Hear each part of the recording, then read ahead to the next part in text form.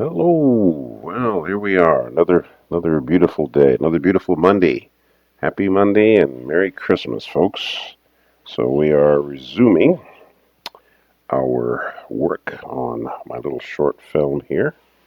And for those of you who are once again who are new to the channel, I am working on my own film, a little short film. I've done several this way.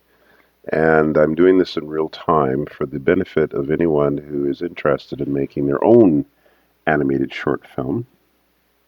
Um, so I'm doing this in stages, and I'm doing everything from the planning of the film to the animation to the in-betweening and color and everything. So that if you are making your own film and you want to see someone doing something in real time, that's what I'm doing.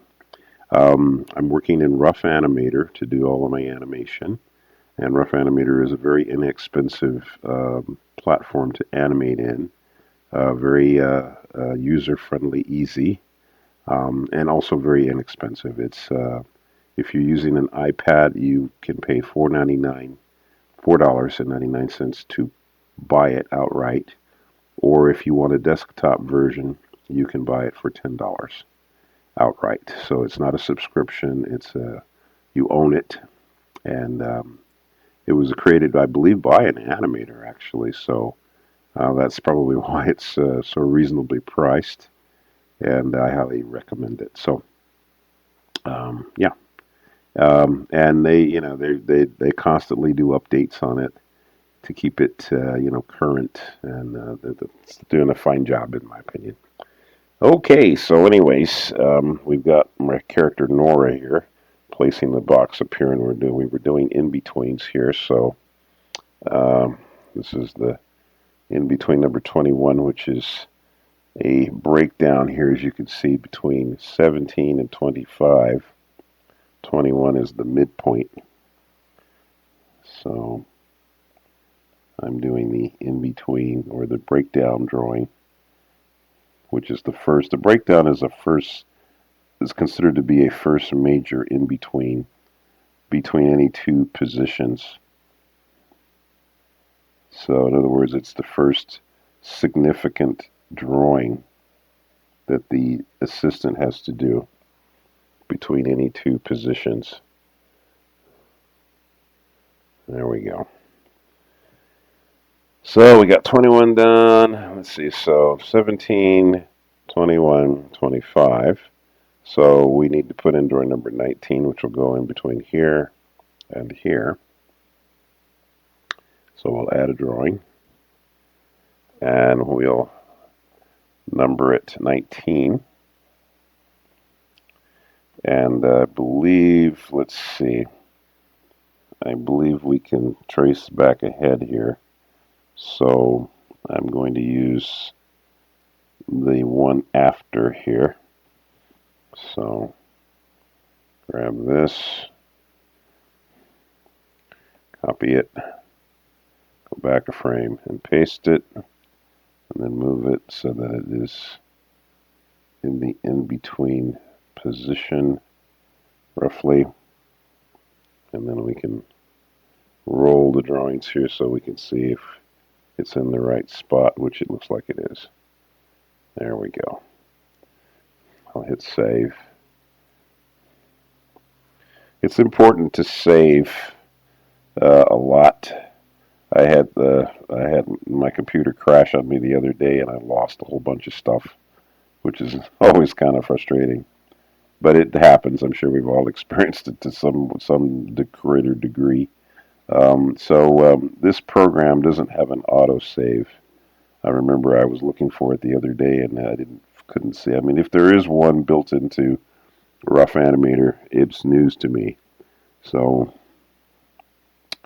uh, those who created Rough Animator, if you're watching my videos and you say, "Hey, there is we do have an autosave. You're not looking for it in the right place." Well, then let me know, because it would be nice to not have to stop and save every time. But I guess I'm going to have to get into the habit of saving,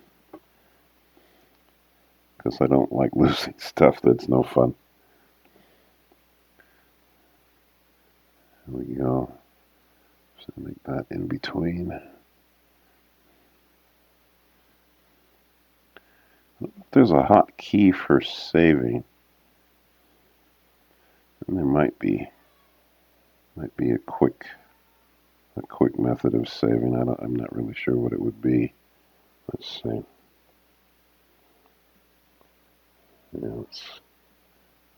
Yeah, okay, 21. All right, so let's see. On the box, let's see. Well, I guess we could grab the box here, copy that, go back a frame and paste it.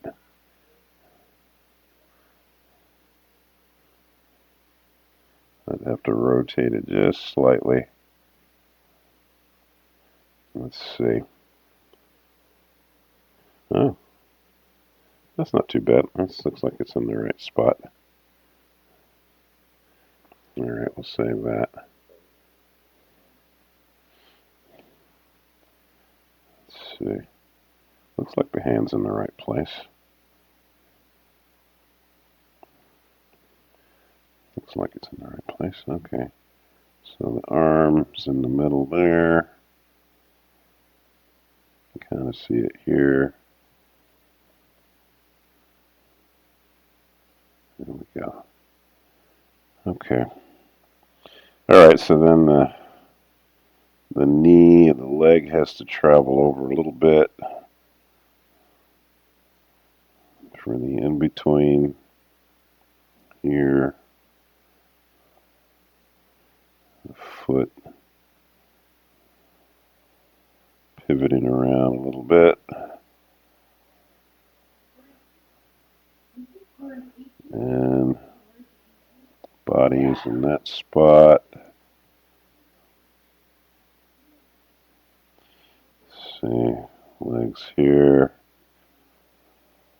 You can see the in-between pretty easily because you can see with the onion skin, the difference between the black line and the green line is where your in-between is going to go.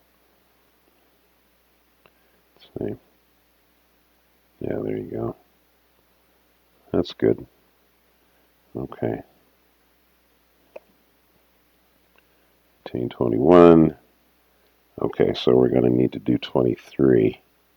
So let's save that. So we'll add a drawing here after, and that'll be 23, which will be an in-between.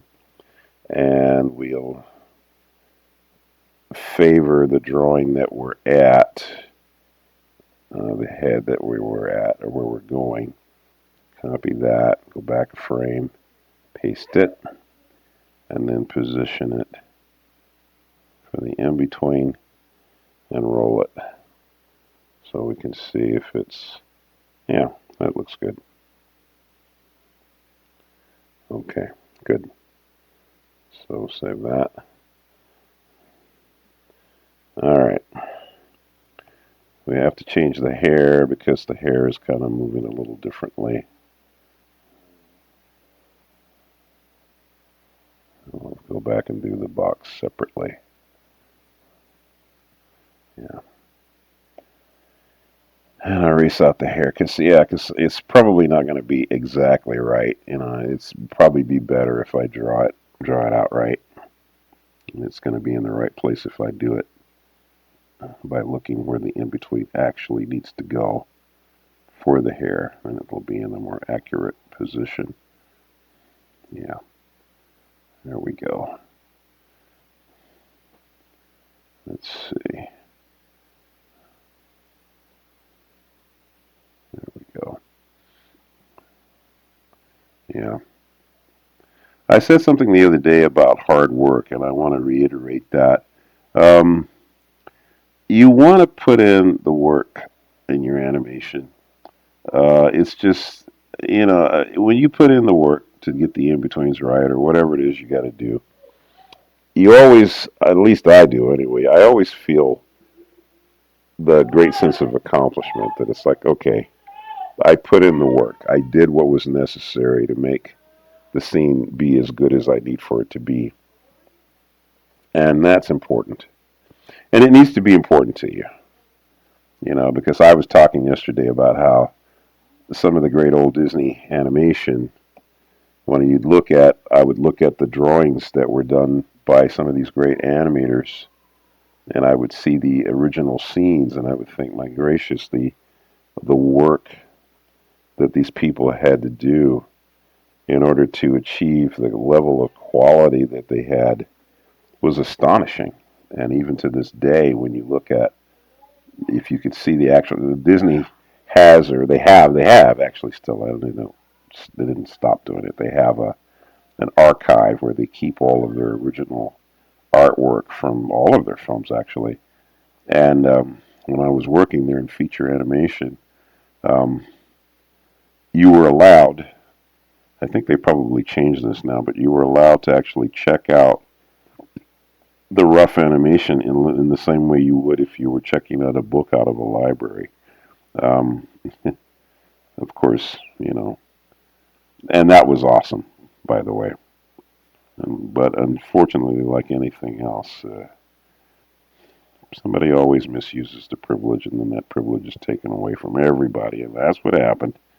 Somebody took stuff out of the studio, took it home, and you know. So the studio changed their policy, and now you can only go to the archive, and they'll give you a copy of it, which is good. But it was kind of nice being able to see and actually look at the original art and hold it, and that was really something special. So, anyways, but yeah, it's sad when you lose these privileges. There we go. That's working. Okay. So yeah, up to 25. All right. So we'll save that. How are we doing time wise? Yeah, we're okay. Good. So yeah. Anyways, but yeah, it's important to be willing to do the hard work that it takes to get your animation to be as good as you want it to be, because there is something to be said for the effort that you have to put in to get your work to look a certain way. So it takes longer to get something done when you work on it, harder, but it looks better, you know. And I would think, ultimately you want, one of the reasons why, we in the animation business appreciate the folks who did it so well is because they did what I'm talking about. They put in the work. They put in the effort. They developed their drawing skills, all that, and they just were really good. And the good animators that you have today were the same way. They put in the work, put in the time, and you know the proofs in the pudding, as it were. So, and it's not easy. It's not easy. If it were, it's like Richard Williams used to say, if it was easy, anybody could do it. And he's right. So, anyways. All right, so let's see. We're going to go from 25 to 31. So our in between here, now you can see on this chart, is 27 to 29 and 31. So 29 is going to be our first breakdown between this drawing, 25, and 31. So we'll add a drawing in here, and this will be drawing number 29. So this is 29. Whoops. Oh. Let's see. 29. And we'll put a line underneath it to indicate that it's a breakdown drawing. Now, same thing here. The head is pretty much not changing size, so we can use. So I'd say let's take this head here. We'll copy this one. Go back a frame, paste it, and we'll move it up a little bit and kind of pivot it a little bit so that we can get it into a position that approximates an in between. Approximates. And let's roll it. Yeah. Oh, okay. see how we flip it here. The way I'm doing the flipping is if you see the flashing down here on the left side of your screen, there's a little toggle switch here that if you tap on it, it moves the drawings forward and backwards. That will allow you to sort of roll those drawings in the same way you would if we were drawing on paper. You'd be rolling the drawings with your the hand that you don't draw with. So that way you can see the changes in your animation. So now I'm going to erase the bodies there. I'm going to erase the hair here so I can redo the in-between to actually more accurately match up with what's there. So that in-between's, oops, back up. It's going to be,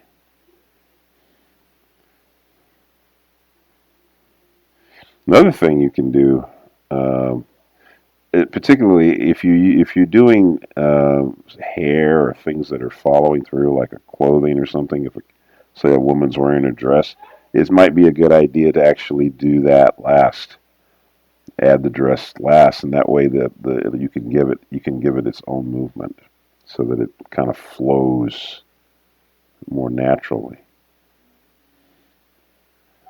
Because the dress is not going to move exactly. It's going to move with the body, but it's not going to move the same way the body's moving.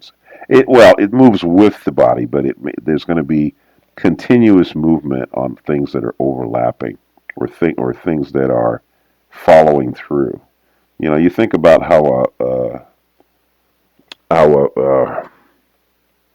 save that. How a flag moves. If you move a flag like so, the flag, the body of the flag lags behind, and it moves, and it has its own movement. Well, that's how the hair is going to be on Nora. It's going to move, as a result of how her head moves.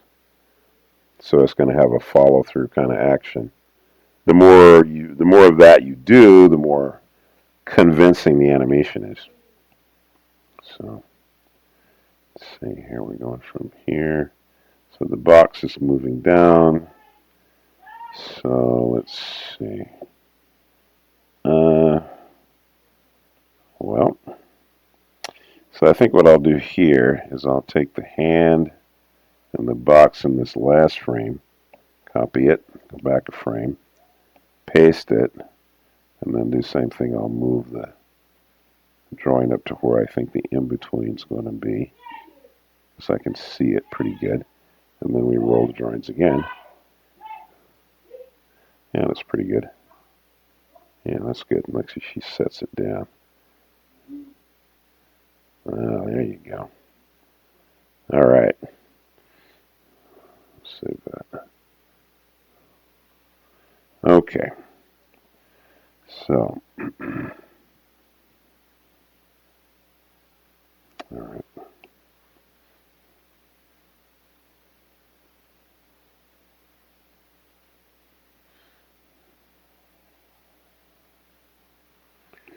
Yeah. All right.